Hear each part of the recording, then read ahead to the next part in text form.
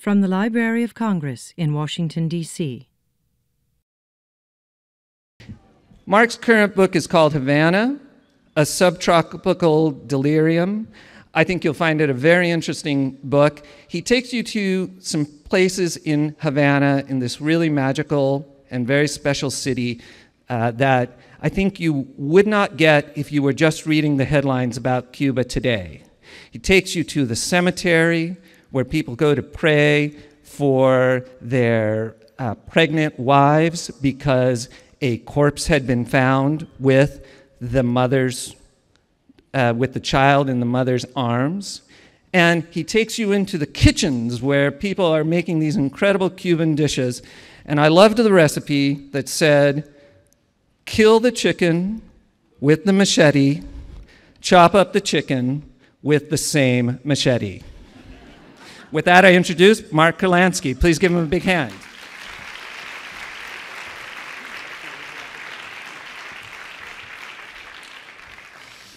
Thank you. Pleasure to be here. You know, these days, if you travel around the world, Washington, D.C. has a reputation for kind of ignorance and backwardness, you know, but here we are, writers and readers together, showing that there's another Washington and there's another America.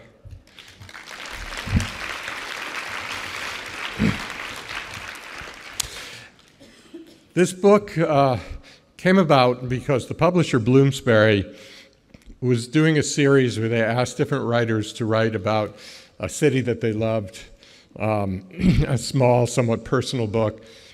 And somebody did Paris, and somebody did Florence, and somebody did Prague, and then they said, oh, why don't we get Kurlansky to do Havana? And there's a certain amount of logic to this. I've been going to Havana fairly regularly since the early 1980s. But also, I am a guy you should get to write about a city. You know, it's like I'm not a naturalist, I'm an urbanist. I love cities. And I love the Caribbean. I've written maybe 4 or 5 books about the Caribbean. It's bad, I'm losing track, but a bunch of books. And Havana is the great Caribbean city. And so this was an opportunity for me, but it's a somewhat personal book and a small book in the tradition of the style, but in my tradition, it also goes on to talk about culture and food and all the things I keep talking about, you know. And the subtitle, A Subtropical Delirium, is it's a quote from a Cuban novelist, Emilio Estevez, a book called Los Palacios Distantes, in which he wrote of Havana, this subtropical delirium under the sun by the edge of a beautiful bay, diabolically beautiful, open to the perilous waters of the Gulf of Mexico, swarming with sharks and lost souls. That's about as great a description of Havana as I've ever heard. My own description of Havana is that it's like an unshaven man wearing a tattered tuxedo. Havana is very tattered. Nowadays, people blame it on the revolution. The revolution, you know, in a sort of compulsive way, will accept that charge and say, well, it's the fault of the embargo. You know, we couldn't get any paint. But the truth is that Havana has always been somewhat tattered. And if you go back and look at Walker Evans' photos from the 30s, it looks tattered. And in literature of the 19th and even 18th century, they describe how tattered and crumbling it is. What happens with Havana is that there's a neighborhood where everybody wants to live. Originally, it was what we now call Habana Viejo, Old Havana. So wealthy people build big mansions And then new styles of architecture come, and wealthy people want to, have a different kind of house and more space, so they moved out beyond the wall to the Prado, and then they moved on to El Vedado, and then on to Miramar. And as they move on, these big, fabulous homes are kind of abandoned. And the thing about the tropics is that it eats buildings. And if you do not repair them constantly, they fall apart. So the buildings that they are taking care of, for instance, Hemingway's house, they're repairing almost nonstop. So buildings that get left behind really get falling apart, and that's the look of Havana. It's a hot place. Now you can go in January or February and it'll be 70 degrees, maybe even a little cooler, which is very pleasant. But I always tell people, don't go then, because you're not really experiencing Havana. Because you want to be in Havana, it's got to be really hot and you got to be sweating. Havana's all about sweat. Everybody sweats, It's in this country you don't sweat. In Miami, which has pretty much the same climate, nobody sweats in Miami because nobody is out of air conditioning for more than 30 seconds. But in Havana, it's part of life. And you read almost any piece of literature from Havana and they describe people sweating. Sweating was the original classlessness, everybody sweats. In Alejo Carpentier's great novel, El Casa, The Chase, there's this description of women in the opera wearing furs and sweating. And people are, they're outside and they're walking around. And when habaneros, if they go to Miami and then they go to Little Havana in Miami and they expect to find something like Havana, and they come back, they say, oh, Little Havana, that was nothing like Havana. There was nobody on the street. Guillermo Cabrera Infante, who is probably the funniest writer Cuba ever produced, has a scene in his book about Havana in the 1950s, and three guys are walking down the street, and he says, and they were habaneros because they were walking down the middle of the street. Sidewalks are narrow and crumbling, and everybody just walks through the streets. They walk in the traffic. Walking and sweating is the life in Havana. My first trip to Havana was in the early 1980s, and I was a newspaper correspondent in Mexico City. And the Cuban ambassador to Mexico invited a bunch of correspondents to come to Havana. He was a very affable man whose nickname for me was El Mojito. I have no idea why. So a bunch of us correspondents were going to Havana, and we were in the press room at the U.S. Embassy waiting for a briefing from the ambassador, and we were all talking about this upcoming trip. And the CIA guy came in. He said, you're Americans, you can't go to Havana.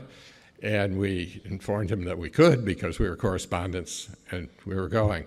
So right there was going to be a great trip, because there's nothing greater than going somewhere after the CIA tells you can't. And that Havana, very different than Havana today, was subsidized by the Soviet Union. And it was an experimental society where everything was new and everything was an experiment. And, one of the great advantages of not being a democracy is you do something, if it doesn't work, you say, whoops, well, no, now we're going to do this instead. And they were just trying out all sorts of things. They changed wedding vows. At your wedding, the groom vowed to do a share of the housework and all these things. They put us up in the Habana Libre, which used to be the Havana Hilton and was the newest hotel in Havana, still probably the newest hotel in Havana. It opened just shortly before the revolution. And it's sort of a sterile high-rise building. And the phones were all tapped, so that's why they like to put the journalists in there. And they were very proud of this. They had all these agents who hung out in the lobby. And you'd be on the phone and you'd make an appointment with somebody for lunch, and then you'd go downstairs and to leave the hotel to go to lunch, and this guy would come up to you and he'd say, "Oh, so you're meeting so-and-so at the Floridita, that's great." You know, they wanted you to know that they were listening. And it wasn't a problem. It was, you know, that Havana was such a different world. There were very few restaurants, very few hotels, and very few Americans. Being an American in Havana was oddly okay, in spite of the fact that our government was trying to starve them. Nobody seemed to have any bad feelings about Americans. They still don't. I can't explain that, except that it's famously a characteristic of habaneros that they just love foreigners of all kinds. So this book is not really a history book, but you know, the Indian historian Shasha Thakur once said that that history is the rearview mirror that is the crystal ball. So if you really want to understand Havana and you want to get some idea of what might be happening in the future, you have to look at the history. And one of the things that's really characteristic of Havana history is that there's always been change. I mean, people talk about how there's change now, but the changes going on in Havana and in Cuba now are minor compared to the changes that went on in the early 1990s after the collapse of the Soviet Union, which of course in turn were also minor compared to the changes that went on in the 1960s when the revolution was getting started. And you can go back and back, and there's always these changes. Havana was founded 3 times, 3 different places, all called Havana. The first one was on the southern coast in a malarial swamp, and everybody was getting sick. And you know, the southern coast is a mistake. This happens in Caribbean countries. They want to put a city on the southern coast because it's the Caribbean and it's very calm, beautiful water. But the rougher Atlantic side is actually where you want to be, because then you have direct access to North America and Mexico and Europe. It's in the shipping lane. If you're on the southern side, you have to go through a treacherous passage between islands to get out into the shipping lanes. So this malarial swamp where they were living, called Havana, happened to be on the thinnest part of the island, so it was a very short move to get to the north coast, where they found another malarial swamp to settle in. And then somebody realized that, you know, it's not good to live in malarial swamps in the tropics, and that there was this place not far away that had high ground and an incredible deep water port with a narrow opening, so it was very sheltered, and so they moved there, and that became the Havana that we know now. So the Spanish took everything they stole from Mexico and they dropped it off in Havana to move it on to Spain. And every pirate in the Caribbean knew that all this loot was lying around in Havana. So Havana was constantly raided by pirates and by everybody, and was burned to the ground several times and often looted. And this was the way of life in Havana. The streets were very narrow because it was more defendable, and they were just always braced for the next attack. The final attack, 1762, the British attacked. And, you know, the British government had their own reasons. They just wanted to hold Havana so they could trade it for something else. And Florida, actually, which some people have said was a mistake, but it's argued. So the commander of the British forces inspired his troops by saying, "Come on, lads, let's attack Havana and we'll all be rich as Jews." And they were. They got absolutely nothing. There was no loot lying around.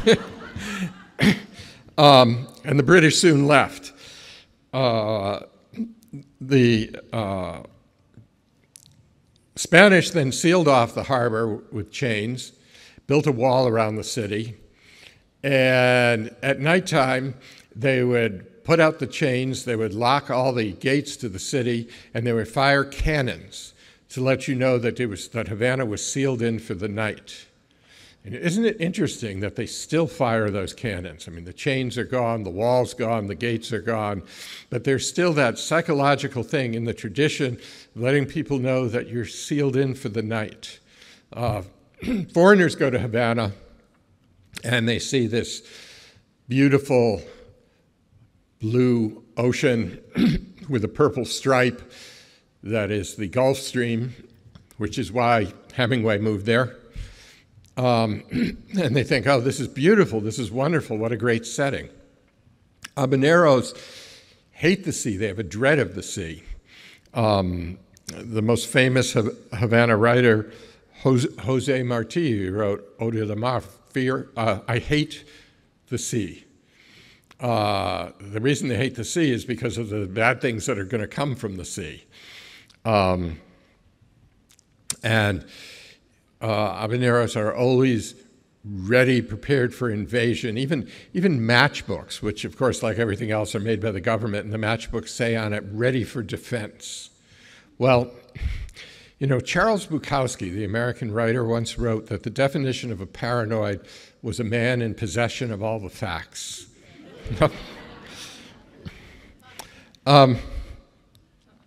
When you look at the history of Cuba and you look at Havana and why Havana is so different from the rest of Cuba and the distinct social characteristics of Cuba, you have to look at slavery.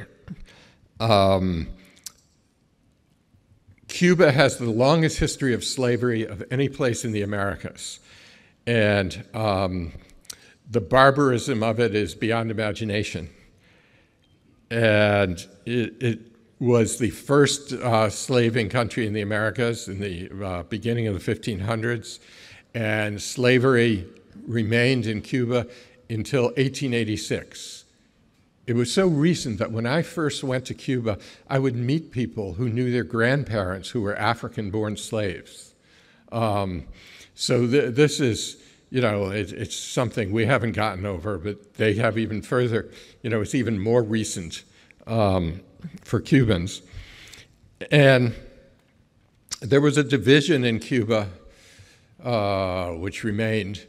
There was this one side, the slavers, and people ask sometimes why Cuba stayed a Spanish colony so much longer than anywhere else in the Americas. And the reason is that the land-owning, slave-owning oligarchy wanted the Spanish so that the Spanish army could protect them from slave uprisings. So you had the wealthy pro-slave side, pro-Spanish, and you had the people who wanted independence who were abolitionists. And this was the complete breakdown, and it remained to the Cuban Revolution, the Castro 59 revolution. When Castro took power, the first people to leave Cuba and turn against the revolution were the descendants of the landowners who had been pro-Spanish and had had slaves. You know, the early and the long-standing enthusiasts of the revolution were people who had come from the abolitionist, pro-independent, anti-Spanish people, including, of course, people of color.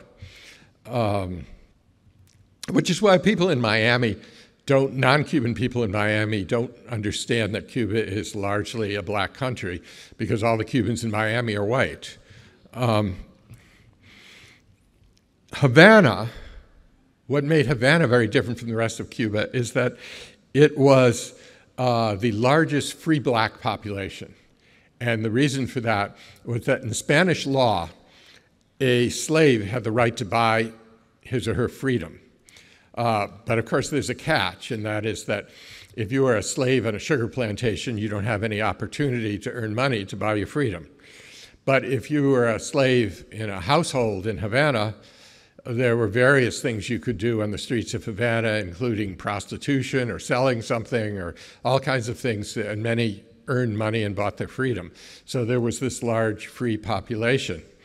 There was also a large mixed population, especially because slave owners would have relations with their slaves, and then the mixed children were automatically free. But these free blacks and mixed did not have the status of white people. They were not allowed to be called senor or senora. They were not allowed in certain restaurants, certain seats in the theater, certain jobs. So these were people in between who were struggling for position. And among these people were women of mixed blood called mulattas. And mulatta is still very much a part of Cuban culture, and the idea is that mulattas are beautiful sexual creatures. This is all profoundly based on racism and sexism, and it was about these women struggling for some kind of a standing. You know, if you had a relationship with a wealthy white person, that would improve your status. And so there was this reputation, and it endures this idea that mulattas are incredible sexual figures. A lot of things endure. There's a novel, Cecilia Valdez, which is the central novel of Havana literature, the same way Don Quixote is in Spain, or Les Miserables to Paris, or some of Dickens to London, by a writer named Cirilo Villaverde, who actually, like Jose Marti, lived most of his life in New York in exile. And it's the story of the unfair, tragic life of a mulatta. And the book is dedicated to the women of Cuba. And it's an incredible book to read because it has great detailed descriptions of life. You know, if you want to see life in 19th century Havana, just read this book.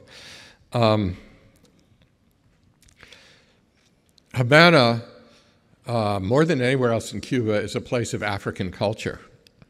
The most practiced religion in Havana is Santeria, which is basically the religion of the Yorubas of West Africa, Nigeria. And you know, revolutions are kind of like, you ever play this game with your kids, Opposite Day? That's what revolutions are like. You know, it's opposite day. So before the revolution, Santeria was outlawed, and the Catholic Church was the established church, and so the revolution was anti-Catholic Church, and so everybody wanted to be a santero. And the religion, back when it was outlawed, was hidden in Catholicism. So all of the African spirits are hidden in Catholic saints. So Babalu Aye, who heals the sick, is represented as Saint Lazarus. And there is a Catholic church shrine to St. Lazarus on the outskirts of Havana. And once a year, everybody makes pilgrimages there, and the few Catholic clergy left in Havana say, oh, look at this, you know, people still really care about Catholicism. But most of the people who are going there for Babalu Aye, which, yes, is the Desi Arnaz song. The Desi Arnaz song is about a Santeria spirit.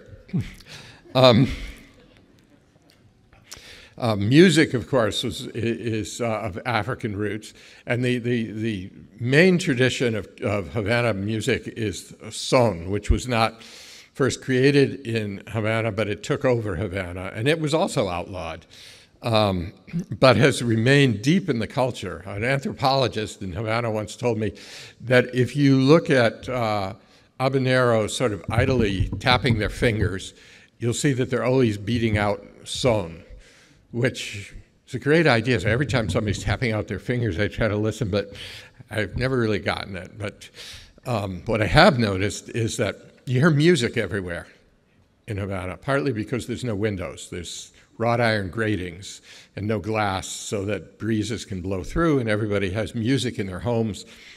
in addition to the fact that there's live music in all of the bars and restaurants. So as you walk down the street in Havana, you're just hearing music after music after music. And when the music is son, which is quite often, you watch people, there's a peculiar saunter of habaneros, and yes, it's exactly to the rhythm of son. Son became famous in the rest of the world in 1928 when a singer named Rita Montaner sang a song called El Manicero, the peanut vendor. There used to be lots of street vendors in Havana, and this was a song to the street vendor, and it's about, you know, buy your peanuts, these peanuts are delicious and stuff. You can go on YouTube and you can get a film of Rita Montaner singing El Manicero. It's extraordinary. She's in this state of ecstasy, well, you know, what I call in my book delirium, about the peanut vendor. Of course, this being Cuba, everybody insists, oh yeah, well, it's not really about peanuts. I don't know. But go catch the film. I mean, it's just, it's tremendous. People in Havana have a particular way of talking. They don't speak Spanish like anywhere else. And that is also an African influence. It's kind of like words are very hot and they have to like spit them out of their mouth as fast as possible.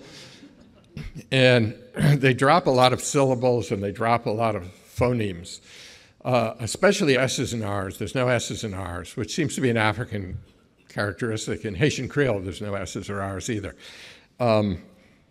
So that people from Havana always call me Kurlansky, which I think is kind of nice. Hey, Kurlansky. But they have this way of speaking, this S and R-less way of speaking.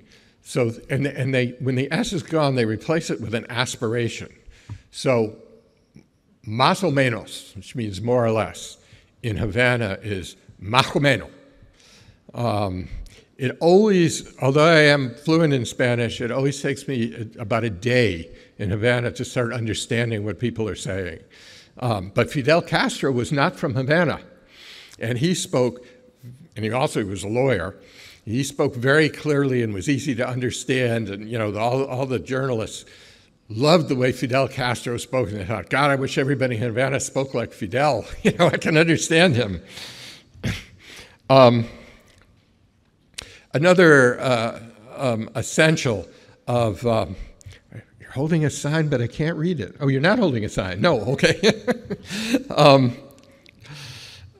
Another essential of Havana is, and of Cuba in general, is baseball. And in Cuban baseball, there's no trading players. So everybody plays their entire career for their hometown, which, you know, means that Havana has the best teams because they can draw from 2 million people, and some of these teams are drawn from 50,000 people. So you get people like Yoenis Cespedes, who plays for the Mets. Said he didn't leave Cuba for political reasons. He left it for an opportunity in baseball, because if he stayed in Cuba, he would have been playing for his small town that never won forever. So what does he do? He goes to the Mets.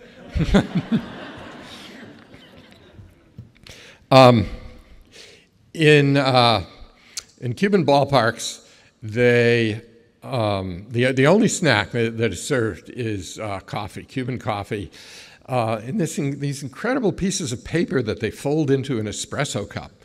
And at the end of the 5th inning, they go out and serve coffee to the umpires that they've been cursing for the past 5 innings. And this is a much better system than in the rest of Cuba, where they only serve lollipops, you know. And you ever try to curse somebody out while you're sucking a lollipop? It's just not effective. But the thing to understand about Cuban baseball players in this country is, you know, how they come here and at first they're not really as good as they were supposed to be. You got to remember that this guy is playing for the first time in his life in a ballpark where he doesn't know anybody. Even when they do away games in Cuba, everybody from the hometown piles into these trucks and buses and goes to the next, to wherever the game is. So now they're in this place with these huge stands and nothing but strangers. A strange thing happened to me. I was approached some years ago by Gourmet magazine.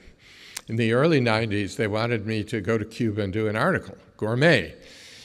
And this was at a time after the Soviets left when Cuba was really struggling to have enough food. And I said, yeah, this really isn't a good time to write about food.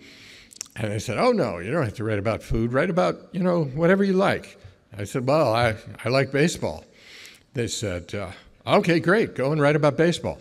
So I spent 2 weeks in Havana doing nothing but going to 1 or 2 baseball games every day, all over the island. And when I was staying in Havana, I stayed at a hotel called the Parque Central, which is, of course, by the Parque Central. And I picked this spot because it's a spot in the Parque Central called the Esquina Caliente. And Esquina Caliente is an expression for third base. It means the hot corner, because at third base, you're 90 feet from home plate. You got to make decisions fast. But this Esquina Caliente is a place where baseball fans gather every morning to argue about the games the night before. So I thought I'd go and I'd listen to them. There's no way I would participate. If you didn't understand Spanish, you would think that this was some violent political argument. But it's just baseball. It's Havana delirium. So I was staying at the Parque Central, and I was out one day to see an Industriales game. Industriales is a Havana club. It's the most winning club in Cuban baseball. And I'm walking through the lobby, and the porter comes up to me. Psst, psst. He says, "I've got a woman for you." And I said, "No, I gotta get going." And he says, "But she's a mulata." And this is an interesting thing, because in Havana, syllables are never carefully enunciated except for those 3, mulata. And I look over in the corner, and there's this woman blowing me kisses. And I said to the guy, "No, sorry, I got to go to a baseball game." And he says, his whole tone of voice changed. He says, "Really, who's playing?" I said, "It's the Industriales, they're playing Santiago."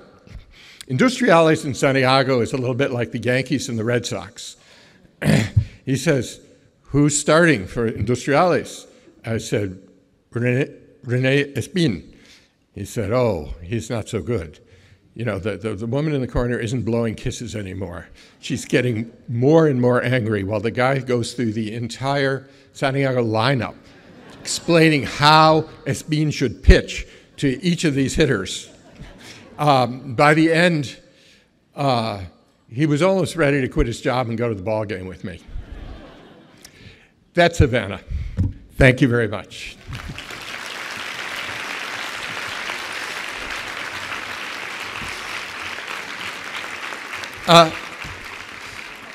We have a few minutes left. I'd love to take some questions.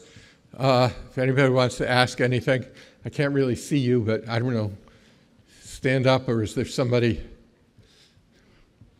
There's microphones. So if you want to ask a question. I had a question. When you're studying the culture, I know it sounds like you know it very well, how do you overcome any obstacles either through language, restrictions on place, where you can go, or maybe what people telling you something you may not believe is true, or restrictions on access to places you just can't go in Cuba? How do you get to a point, which sounds like you have, where you know what you're talking about and you really believe what you've seen and heard is, you can confirm it, you're comfortable with it? Well, language is kind of essential, but I've been speaking Spanish since I was a kid, originally learned from Puerto Ricans. Some things you can't, you have to operate differently in different countries. Cuba isn't a country where you can get everything confirmed by the Cuban government. It's also a country where you can't work without the Cuban government. They get very uneasy if you're talking to people without them knowing about it. Baseball in particular, this is one of these things where, you wouldn't think about it, but talking to baseball players makes them very nervous because there's major league scouts that are going around trying to talk these guys into defecting. So, who is this guy really? And, you just have to learn to work with these difficulties. I mean, it's a little difficult in Cuba. Listen, it's more difficult in Mexico because the Mexican government is just really difficult to work with. It's just part of the game you play, and you learn how to play it. It's sometimes frustrating, and there are places you can't go, although not too many. And most of the places you can't go aren't places I'm particularly interested in anyway, because I really don't care that much about military bases or, so you just learn to deal with it. Yeah. Yeah, I have a question for you.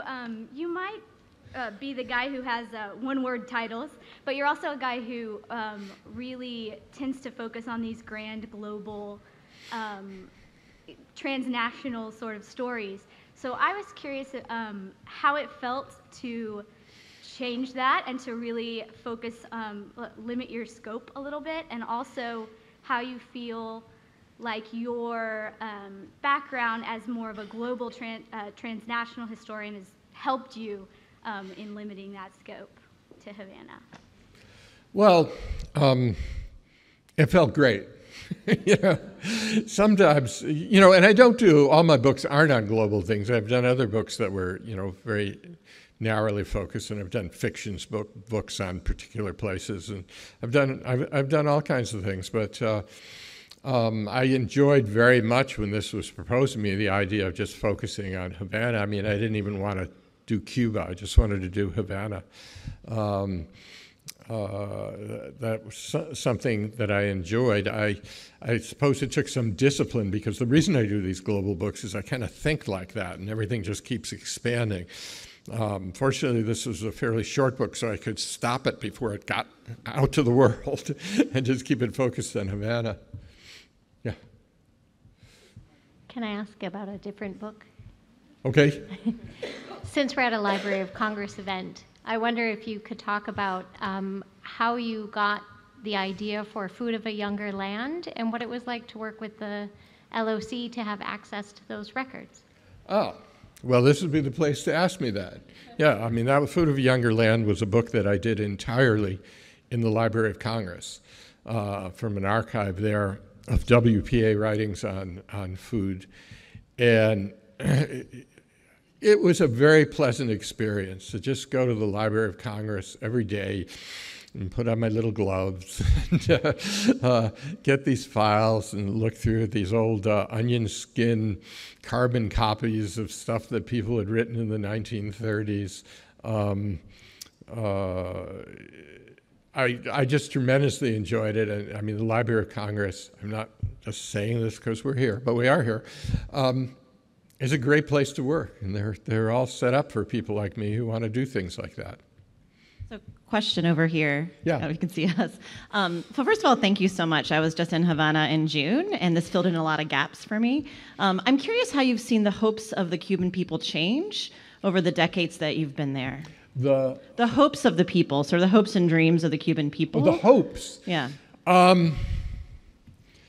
Well, you know, at the time of the revolution, young people, and not just young people, people were very excited about the revolution, getting rid of it was almost like trying to get rid of their entire history, pushing out all of this Spanish stuff and this slave stuff and all the burdens of history and creating this new society. And it felt very exciting. You know, as I said, it felt like this experimental society where you would try all of these things. But it was based on a bargain. The bargain was the Cuban government said, you're not going to get rich. You are to abandon materialism and just contribute to your society in any way you can. And in exchange for that, we will look after you. We'll give you your housing, we'll give you your food, we'll give you your education, we'll give you your health care. And That worked reasonably well until the collapse of the Soviet Union. Then suddenly there wasn't enough money. What the government was providing wasn't enough for people. So the government started allowing people to do other things, like open their own restaurants. And, as soon as you open that window of capitalism, of making money for yourself, suddenly, like doctors are complaining that they aren't getting paid enough. They never used to complain about that. The government made them doctors and this was their social responsibility. That whole thing kind of fell apart as soon as you opened this window of capitalism. Oh, thank you. Thank you. This is really amazing. I'm looking forward to reading your book, having read some of your others. I had the chance to live in the Caribbean for quite a while, and while I was there, got introduced to the music style of the Nueva Trova, which was very popular after the Revolution, and Silvio Rodriguez and people like that, talking about places like Playa Girón, and really emphasizing the cultural identity of the people. And I was just curious to know how that kind of passion and evoking that passion has really moved forward in terms of the importance of that style of music, that style of culture in modern Cuba, especially in light of the political changes that are occurring. Yeah. Well, it's still very much around, and those concerts are still tremendously popular, and by the way, cost almost nothing to go to. And it remains a strong tradition, and a lot of those singers from back in the 60s are still singing, and also pachanga and all sorts of things that Cuba doesn't seem to lose music forms, it just keeps adding to them. I'm facing this sign that says "Wrap it up" in large red letters. So I'm sorry I can't. Well, you got a quick question? I was going to say, since you were a food writer, I'd like to hear something about the food of Havana. That's a quick question? Food in Cuba it's Cuban history, so it's a little bit Spanish and it's a little bit African, and sometimes there's a little bit of Indian in it, and there's a bunch of American in it, and it's a mixture of all those cultures that have passed through Havana. I think that's it. Thank you. Thank you.